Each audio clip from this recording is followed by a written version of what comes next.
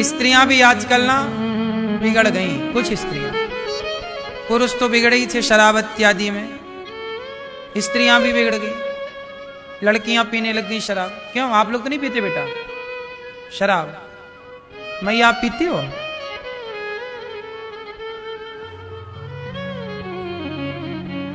लाल मैया आप पीती हो शराब? मैया आप, हे मैया,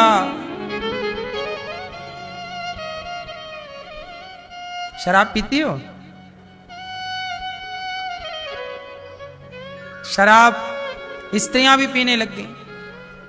पुरुष पीता है शराब, वो अपनी मूर्खता का परिचय दे रहा। शराब पीने वाले मूर्ख होते हैं। क्या होते हैं? क्यों हम मूर्ख कह रहे हैं? मूर्ख क्यों कह रहे, इसके पीछे का कारण जानो। कारण यह है कि शराब पीने से सबको पता है कि शराब नुकसानदायक है। पहला, जो पी रहे हैं उन्हें भी पता है कि शराब पीने से नुकसान होगा। शराब पीने से शरीर बिगड़ता है, परिवार का माहौल बिगड़ता है, घर में किचकिच बनी रहती है। फिर भी आप पी रहे हैं तो आप विद्वान तो नहीं हैं। आप जान करके गलत चीज पी रहे हैं, जान रहे हैं कि यह शरीर को डैमेज करेगी, नुकसान पहुंचाएगी। शराब की बोतल में ही लिखा है नीचे कि शराब पीना स्वास्थ्य के लिए हानिकारक। यदि शराब अच्छी होती तो हम भी पीते, दूध अच्छा है तो हम भी पीते हैं, पानी अच्छा है हम भी पीते हैं, गन्ने का रस अच्छा है हम भी पीते हैं। हम गन्ने का रस पीने को तो मना नहीं कर रहे हैं, आम का रस पीने को तो मना नहीं कर रहे हैं, अनार का रस पीने को तो मना नहीं कर रहे हैं। अनार का रस तो हम भी पीते हैं, फलों का रस हम भी पीते हैं। आप भी पियो, दूध दही लस्सी पियो, छाछ पियो। बस शराब पीने का मना है। क्यों? क्योंकि शराब क्यों नहीं पीनी चाहिए, इसका सबसे बड़ा कारण, मैं भोपाल जेल में कथा सुनाने गया कैदियों को, तो जानते हो वहां क्या हुआ? भोपाल जेल में जो कैदी थे, लगभग 4000 कैदी थे सेंट्रल जेल में। वहां मैंने कैदियों के बीच में ही मैं रहा, 7 दिन में वहीं रहा, जेल के भीतर कैंपस में। वहीं कैदियों से मैं रोज मिलता, पूछता मैं कैदियों से कि भैया तुम जेल कैसे आ गए, क्या गलती हुई? कोई बोला मैंने बलात्कार किया, कोई बोला मैंने चोरी की, कोई ने कहा मैं डाका डाला, किसी सब प्रकार के क्राइम थे, अपराध थे। मैंने पूछा कि अपराध आपने क्यों किया? तो सारे कैदियों ने बोला कि गुरुजी हमने शराब के नशे में ये गलती की। किसी ने मर्डर किया, किसी ने बाप को ही मार दिया, किसी ने पत्नी को मारा तो मर ही गई। कैसे मारा? शराब के नशे में मारा। मारा तो मर ही गए, जेल आ गए, आजीवन सजा।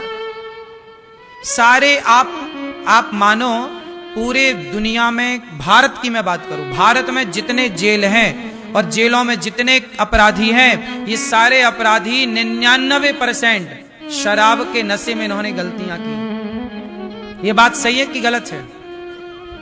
बोलो। तो आपकी पूरी जिंदगी अब जेल में कट रही है, ये समझदारी है? तो मैंने शराब पी ली 50 रुपए की, और शराब के नशे में किसी को मारा, मर गया, और तुम सारी एक 50 रुपए की शराब के कारण 20 साल का जेल चले गए, तो तुम समझदार रहे कि मूर्ख रहे? कि 50 रुपया की, 100 रुपया की शराब के लिए तुमने अपना जीवन बिगाड़ लिया, तुम मूर्ख ही ना कहलाओगे? इसलिए मैं कहता हूं कि शराब पीने वाले मूर्ख होते हैं, जो 100 रुपए की शराब के लिए जिंदगी बिगाड़ लेते हैं। सही है सर? आज जितने भी बलात्कार हो रहे हैं, आज तक जितने भी बलात्कार हुए, देखा होगा आपने, सारे बलात्कारी शराब के नशे में थे। अधिकांश 99% आप देख लो। मर्डर करने वाले, जितने मर्डर करने वाले अधिकांश मर्डर करने वाले शराब के नशे में थे। मारना नहीं चाहा भाई, लड़ाई हुई नशे में से, मारा तो जोर का मार दिया उसे। शराब के नशे में थोड़ी पता कि हम धीरे मार रहे हैं कि जोर से मार रहे हैं। एक भोपाल जेल में एक कैदी है अभी भी, वो भोपाल का ही है। उसको मैंने पूछा क्यों आ गए, बोला गुरुजी 20 साल की सजा काट रहा हूं। मैंने कहा क्या किया था? बोले मेरी पत्नी का रिजल्ट आया था, उसने कोई फॉर्म भरा होगा, कोई परीक्षा एग्जाम दी होगी, नौकरी के लिए कुछ भी रहा होगा। तो बोली पत्नी बोली रिजल्ट आया है, आप जरा ये लैपटॉप में खोल के दिखा दो। और मैं शराब पी के सर्दियों में पड़ा था रजाई ओढ़े। मैं बोला पत्नी को कि कल तुम्हें रिजल्ट दिखाऊंगा। पत्नी बोली नहीं मुझे अभी दिखाओ। परिणाम आ गया तो उत्सुकता तो होती है कि भाई आज ही देखें कि क्या परिणाम आए। तो पत्नी ने उनकी रजाई खींच दी। वो लेटे थे, सर्दी का मौसम था और वो शराब पी के रखा था। पत्नी ने रजाई खींची तो उसके पति ने कहा कि अब रजाई ना खींचना, मार दूंगा वरना। पत्नी ने दोबारा भी रजाई खींच दी। तो वो उठा और पत्नी को पकड़ा, बिस्तर पर लिटाया, उसकी गर्दन पर चढ़ गया। श्वास नली टूट गई। पत्नी बगल में ऐसी पड़ी कि वो सोती रही। जब उसकी नशा सवेरा शराब का नशा उतरा, देखा पत्नी उठी नहीं, हिलाया डुलाया, मर चुकी थी। खुद हॉस्पिटल ले गया। और जब खुद हॉस्पिटल ले गया तो जब वहां मरी पाई गई तो पोस्टमार्टम हुआ तो पता चला कि इसका गला दबाया गया है। उसे पता ही नहीं था कि मैंने इसका गला दबा दिया। खुद ले गया हॉस्पिटल। परिणाम ये निकला कि बाद में मर्डर का केस लगा, 20 साल की सजा हुई, पत्नी भी चली गई, छोटे छोटे बच्चे थे वो अनाथ हो गए और अब ये जेल की सजा। रो रहा था गुरुजी बड़ी गलती किसने किया? 100 रुपए की शराब ने तुम्हारी पत्नी की जान भी ले ली और तुम्हारे बच्चों को अनाथ कर दिया। दूसरों के भरोसे अब बच्चे रोटी मांग रहे हैं। कौन प्यार करेगा उन्हें, कौन लाड़ लड़ाएगा, कौन रोटी देगा, कौन? एक 100 रुपट्टी की शराब के लिए तुमने जीवन खराब कर लिया। अब तुम्हें समझदार कहें हम कि मूर्ख कहें? नालायक हो एक नंबर के तुम।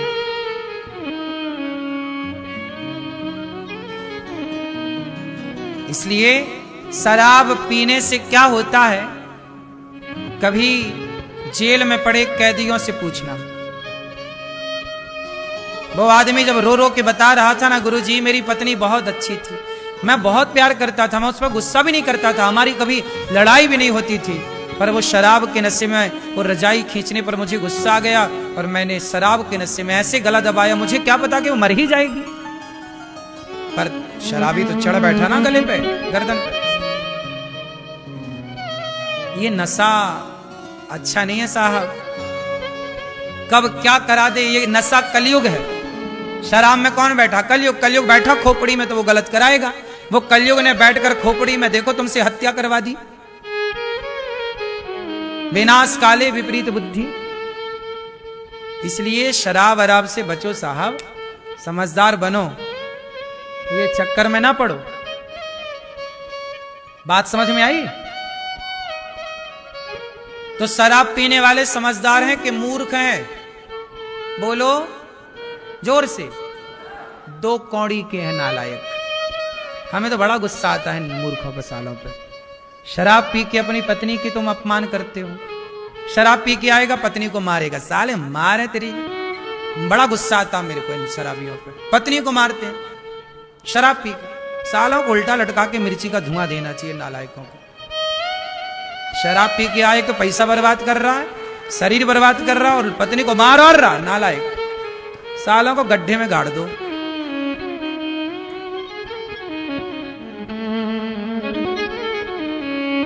क्यों जी? पत्नी को मार रहा है, साले शराब तुम पियो, बर्बाद पैसा तुम कर रहे हो, पत्नी को मार रहा है।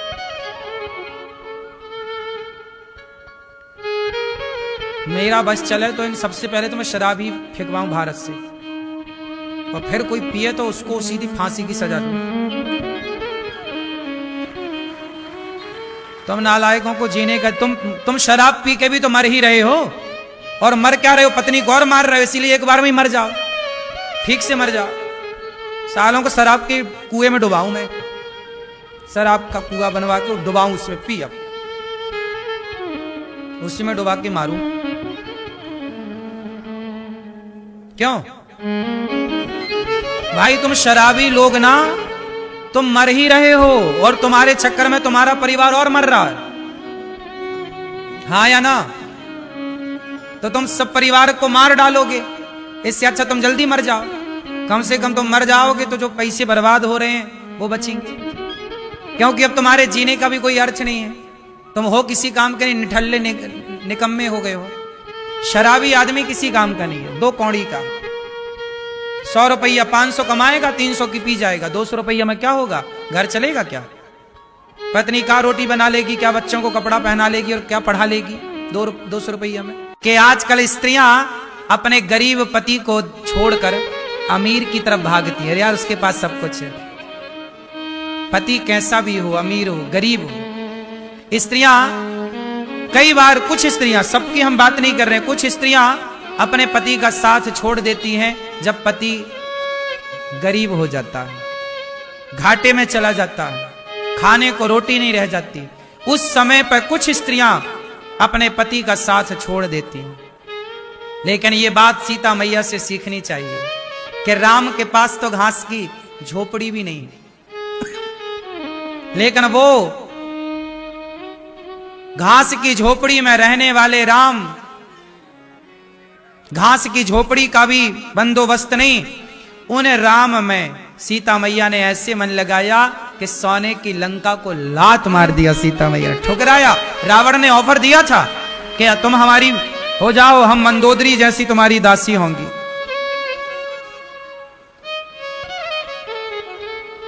तुम हमारी हो जाओ, रावण ने कहा था ना। क्यों मेरी मां? ऑफर दिया ना रावण ने। क्या सीता मैया ने रावण के ऑफर को स्वीकार किया? सोने की लंका के ऑफर को ठुकरा दिया सीता मैया ने।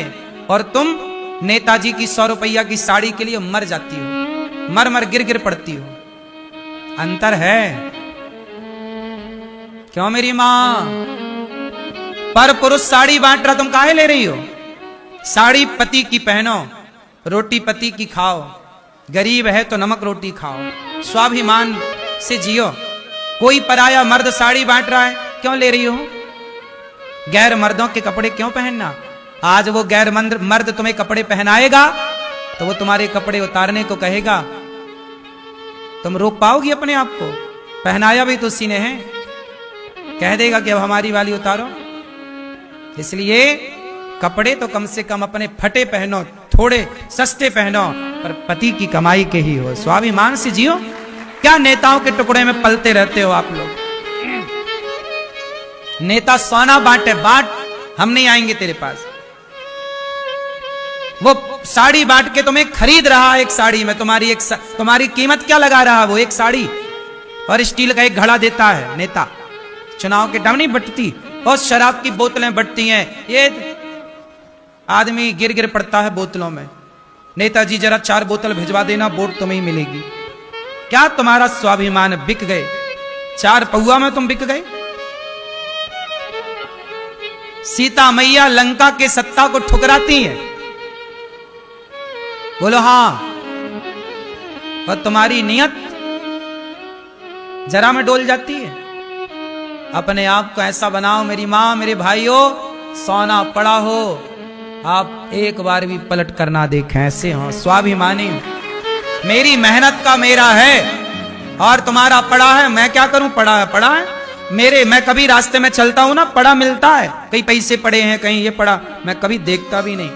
सोना पड़ा हो 10 किलो यहां पर, 50 किलो सोना पड़ा हो, मैं देखूंगा भी नहीं। मेरी मेहनत का जो 1 रुपए है वो मेरा है, बाकी पड़ा है, मैं क्या करूं? पड़ा है तो माटी है मेरे लिए। कोई मुझे खरीद थोड़ी सकता है कि भाई मेरे को कोई 1 लाख रुपया दे दे, लो, नहीं, ऐसे नहीं। अपने आप को स्वाभिमानी बनाओ। अभिमान बुरा है, स्वाभिमान अच्छा है। क्यों मेरी मां?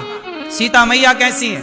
हम वनवासी पति के साथ रहेंगे, हमारे पति के पांव में चप्पल नहीं है, नहीं, हम रहेंगे उन्हीं के साथ। हम सोने पुष्पक विमान में चलने वाले रावण को ठुकरा दिया, खुद का एरोप्लेन है रावण का। आजकल लोग जरा, कुछ लोग, कुछ स्त्रियां और कुछ पुरुष, मैं दोनों की बात कर रहा हूं, तुम जरा किसी का पैसा देख लेते हो ना, तुम्हारी बुद्धि भ्रष्ट हो जाती है कि यार पैसे वाला है, चलो उसके पास चलते हैं। पैसा सब कुछ नहीं होता मेरी मां। तो सीता मैया जैसी नारी आपको बनना है, राम जैसा पुरुष आपको बनना है। लंका में अच्छे लोग थे कि बुरे लोग थे? बोलो, बुरे लोग थे। लेकिन उन बुरे लोगों में भी विभीषण पर बुराई ना चढ़ी, त्रिजटा पर बुराई ना चढ़ी, जबकि ये दोनों त्रिजटा और विभीषण ये लंका में ही रहा करते थे। लंका में सारे लोग मांसाहारी हैं, गलत काम करने वाले हैं, लेकिन उन गलत काम करने वालों के बीच में विभीषण राम के भक्त हैं। जब पापियों के बीच में विभीषण जैसा भक्त हो सकता है, तो आज देश का, समाज का कितना भी बुरा माहौल क्यों ना हो, आप अपने आप को तो बचा ही सकते हैं ना, जैसे विभीषण ने बचाया। बचाना चाहा तो बच गए विभीषण, और नहीं बचाना चाहा तो ज्ञानी रावण भी बुराइयों में डूब गया।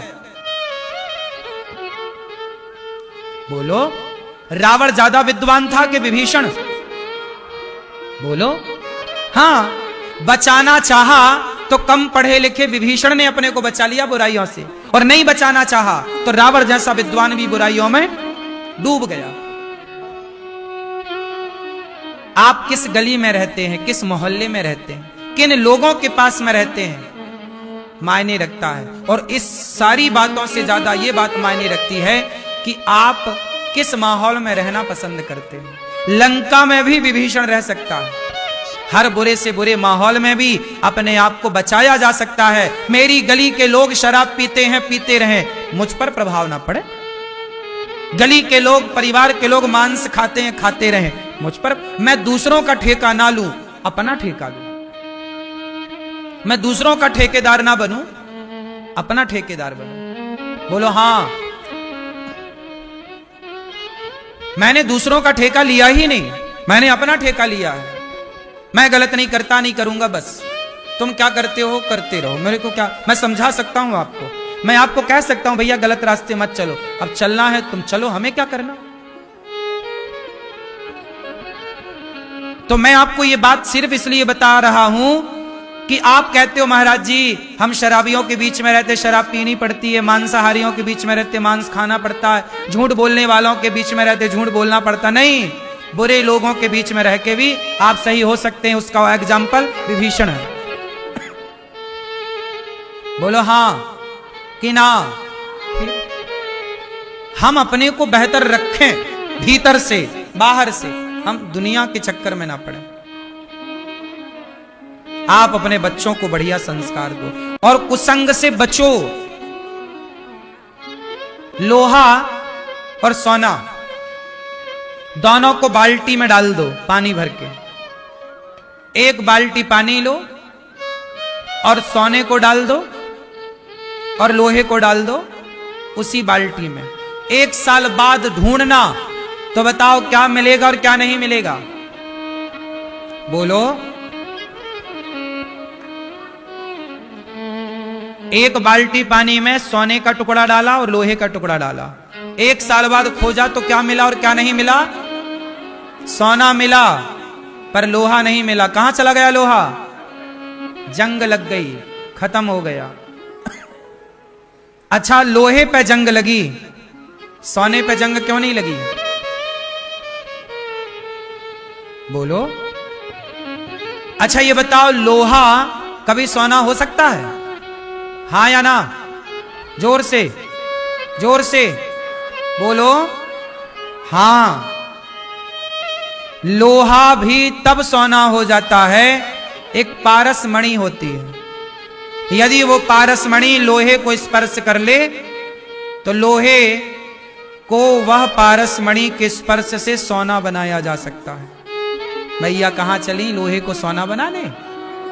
अच्छा याद आ गया कि लोहा रखा, चलो घिसेंगे अब।